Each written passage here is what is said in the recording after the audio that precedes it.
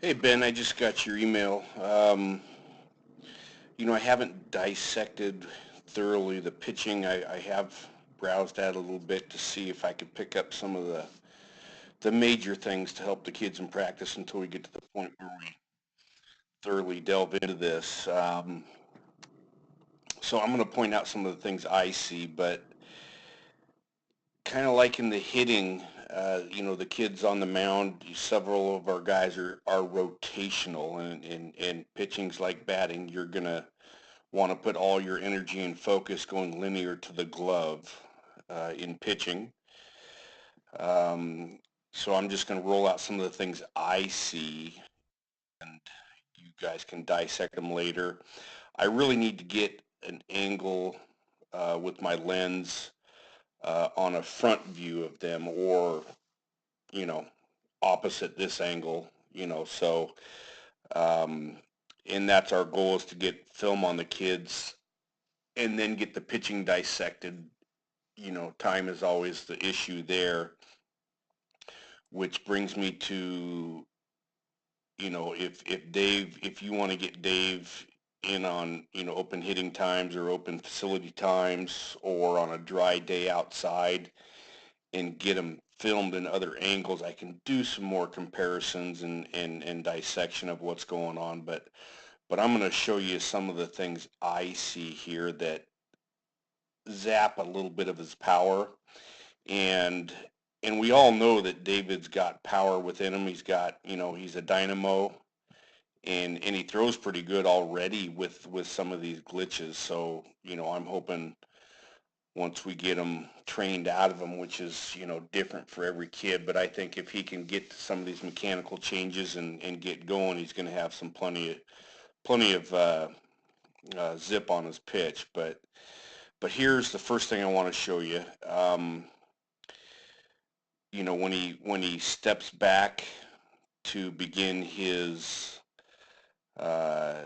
delivery. This is where he's stepping back before he goes into the leg kick. You can see here, and I'm just using Abram. I haven't cut film on a lot of professionals yet, but again, if our goal is to be linear and go to the catcher directly, we don't want any or very little, excuse me, side to side movement. Okay, so the first thing that happens here is, David's taking his eye off the catcher's glove. Uh, a pitcher's got to get so comfortable and, you know, practice his delivery so many times that his leg kick is comfortable without removing his eyes from the target. Anybody that removes their eyes from their target is not going to be consistent. So the first thing to note there is never take the eyes off the target. But he's doing it like a lot of youth pitchers do, and a lot of our pitchers do on the team. He's taking his eyes off the target. So that's my first note. Get so comfortable with your delivery that you're comfortable with the target, or comfortable with not leaving the target with your eyes. Secondly, you can see, and he's doing that to find his toe position and foot position and be comfortable. Once we get that adjusted, he's got to practice that, a trillion times. I don't know how many times. It takes a while to get to that point where you're comfortable. But the second point here is, you can see how far he goes this direction. He goes a full body width. He rocks, you know, behind him, or to the side, or backwards, whatever you want to call that. He moves laterally this way, a full body length. By contrast, and I've got Abram up here because he appears to be one of our most comfortable and mechanically sound pitchers, but you can see, if we wind Abram back and forth, that he just barely moves a little bit and turns his foot and does not take his eye off the target. Okay. So what I've shown the kids in practice, and only once, and I don't know who got it or who paid attention. I mean, there's so many things going through their heads that it's, I don't blame a kid for not picking it up. It takes a while to get this stuff, but but you can see he rocks back a full body length right there. But what I've taught him is, you know, keep your weight over your right toe, and all you really do with the left foot is step back a little bit and turn the right foot. You don't put all your weight per se on the left foot. You kind of just rock back a little bit, turn your right foot and plant it. That way you don't have to go so far backwards. So, but that's something the kid's got to get comfortable with. And I could show him in practice and show you so you can work with him at home, because the getting comfortable in your delivery thing can be done with done with a piece of wood on cement on flat ground. You do not need to come into the facility to get him practicing pitching. And I can, you know, share with you a lot of other drills that he can do just at home inside the house just to get his delivery comfortable.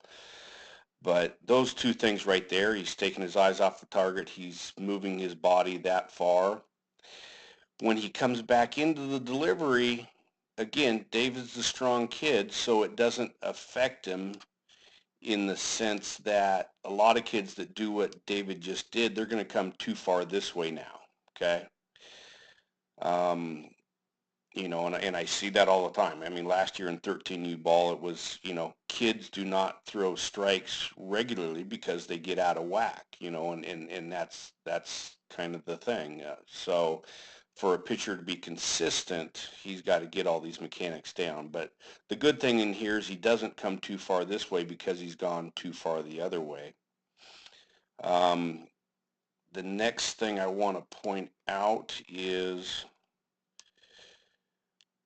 you know, there's two methods of pitching delivery and what to do with your hips and legs and how to generate power. I was teaching the kids what's kind of become the more common way to do it, and a lot of power pitchers are doing it these days, is kind of get the leg up and thrust the butt, you know, the left pocket of rear pocket of your pants. You want to now throw that at the catcher. Okay, you want to pretend that you're throwing that right at the pitcher, and you lead with that. You lead with that, and then that causes you late in the delivery for your leg to catch up, okay? You're kind of falling down the mound with your left rear butt cheek, so to speak, and that forces your leg to catch up. This is a very popular pitching method these days, but not everybody does it. Some people do a lot of stuff with their leg, i.e. watch Justin Verlander. He doesn't do that as much. He does lead with his pocket, but he, you know, again, it's going to be easier to show you guys this, but he leads with his pocket, but gets out of it and gets more thrust with his leg. So, you know, it's really a matter of finding out which one of those styles of deliveries or a hybrid of it that works for him. But you can see here he's coming straight up, but then he's got that little turn there where he moves his butt. Okay, so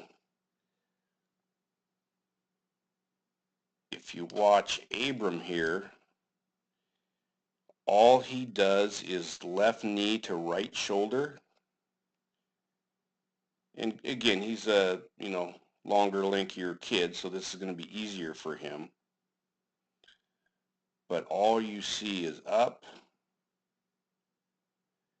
and he's more the Justin Verlander do it with your leg thing.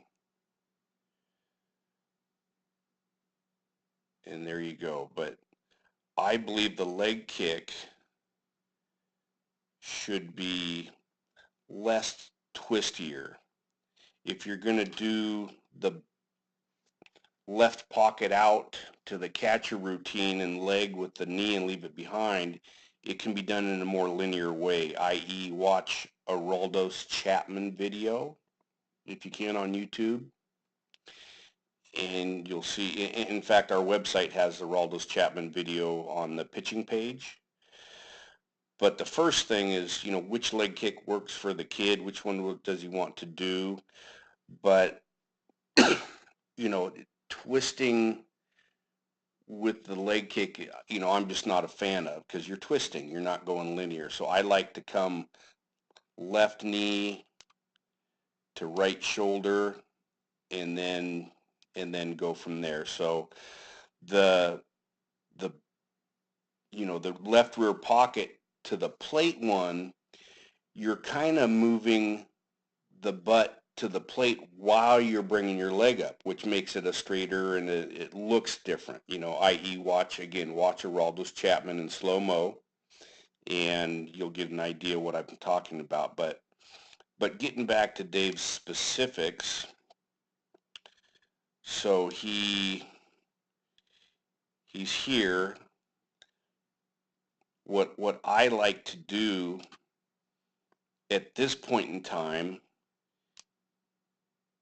is put a bucket right here and just have him hold that pose. So start his wind up, get here, just hold that for 3 seconds, for 5 seconds. Do it 5 times in a row. The next day do it 8 times in a row, then do it 10 times in a row. That gets the kid comfortable, all his stabilizer muscles and everything, gets him comfortable with his leg kick. And you try him with a low one, you try him with a, knee up higher, some pitchers are knee lower, again, there's variants that you can have in your pitching delivery. It's finding out what works for him. But the first thing I'm going to teach a kid is to get comfortable right there. Just get comfortable. So as we roll him, the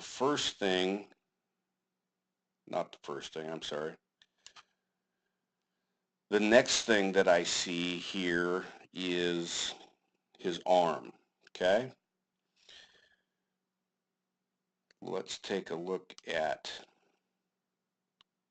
Abrams' position there. So you can see right here, his arm and elbow are right here. David's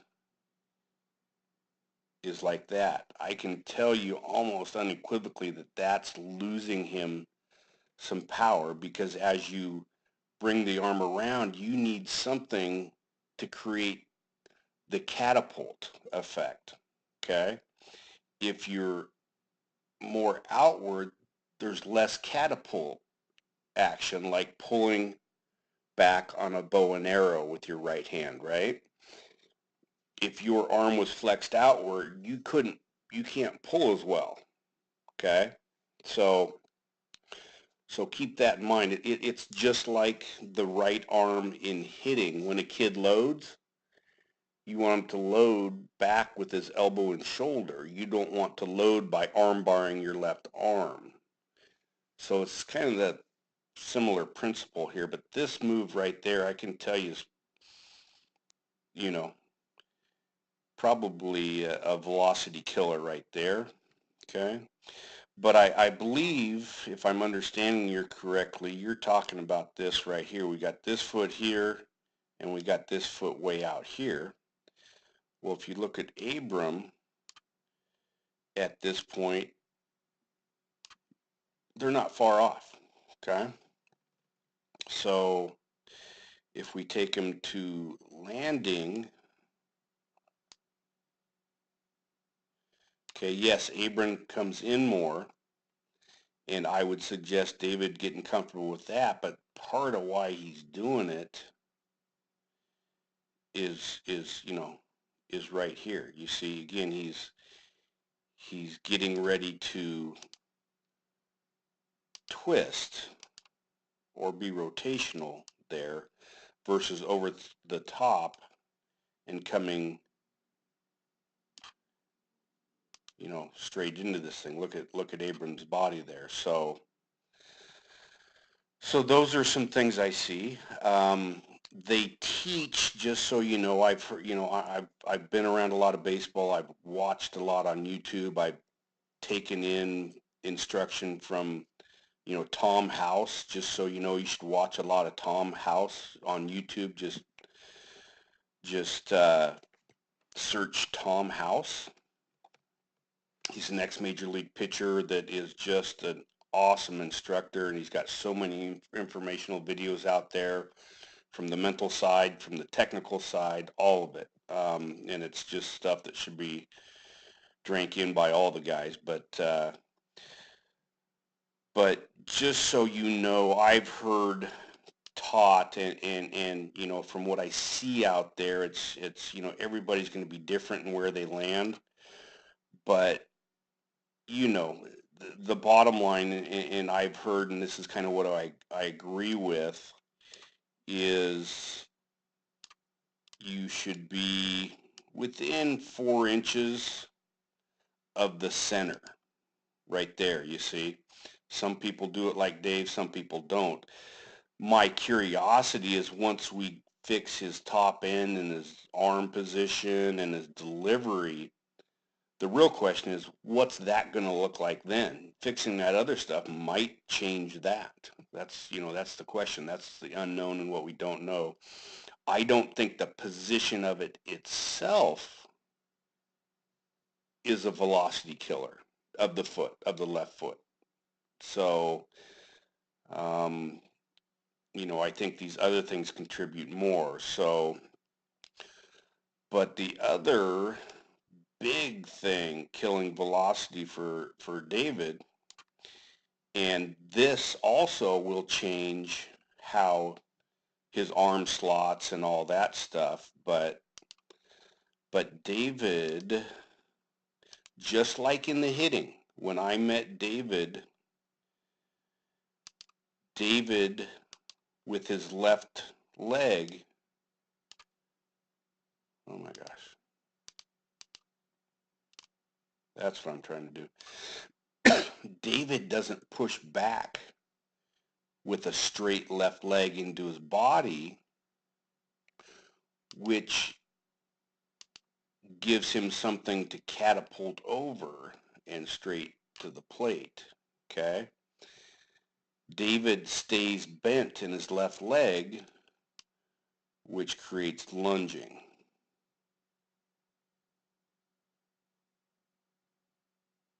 Okay. As you can see, Abram, he's got a straight leg, so now his upper torso has something to rotate over on his hip socket. Okay. So again, where Dave is going, if he doesn't push back on that and give him another point to align his upper body and where it's going, he's just going to go wherever that left foot takes him. That's why it looks like an issue and different from others, and is probably one of your major concerns. So even in this position, if you were to straighten his leg, now he's got a pivot point where his upper body can adjust depending on how much torque he has in his upper body, you know, how closed or open is he when he opens his body, you know, his upper body. You know, I believe a kid should be closed off.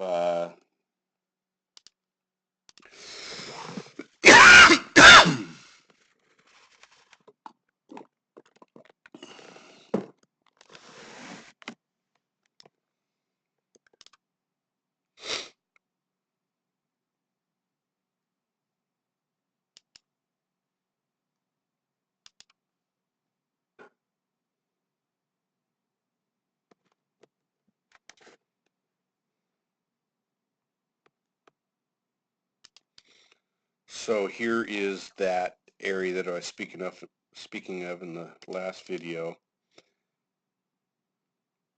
If you look at him here, that arm is literally straight up. And he's just not getting maximum whip from everything. He's just total brute strength, you know, fighting his mechanics, getting down the mound is kind of what's going on.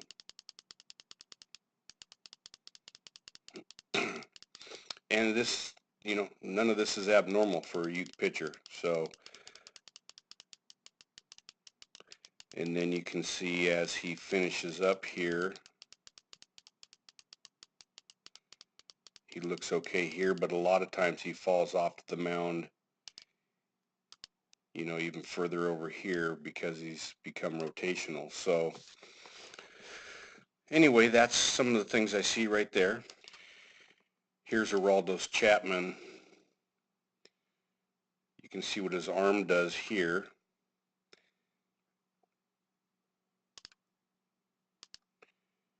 You know, he's straight up in this position more or less. But you can see he's still got that angle.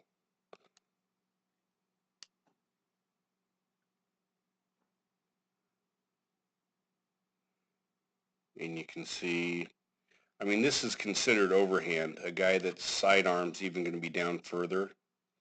But even overhand, you know, that's the misconception. You know, some people think straight over the top. Nothing is straight over the top. But you can see how far down it is. And of course, we know Aroldis throws 100 miles an hour. He's had a long career in terms of guys that throw that hard. He hasn't had to have Tommy John surgery yet, so you know, we know his mechanics are got to be at least pretty good to avoid injury this far in his career.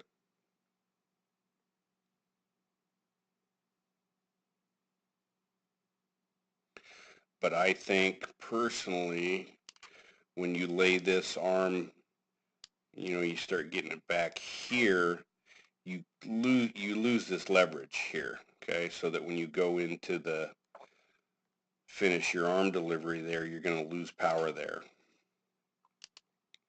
So on Mariano Rivera's Sports Science, they have this degree chart or protractor, whatever you want to call it, up on the screen here that shows his arm angle here. And as I was saying, you know, we could portray or guesstimate that David is, you know, up in here somewhere, you know, at least. So, but on some of his pitches, when you watch his whole tape, I think he's even just 100% over the top. So again, that's an issue. That's going to create some lack of velocity.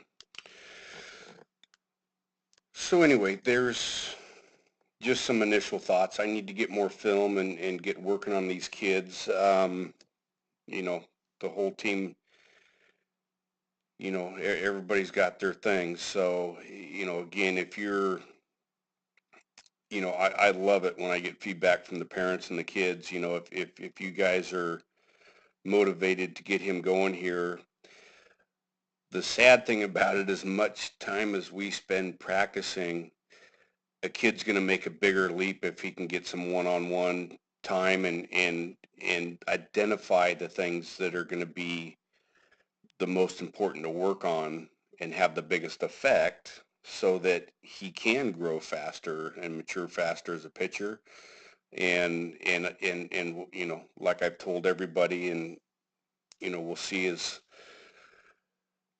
it progresses here, but you know, I'm around. You know, all you got to do is email me, call me, tap my shoulder at practice, and we'll set up some time somewhere somehow to get some work time in with them. So you just let me know. But as soon as we get our other tape from the other view, we're going to be putting the same thing together for that we did for the hitting for the pitching. So FYI. So anyway, I'm going to post this and send you a link so you can look at it. And if you got any further questions, we'll talk.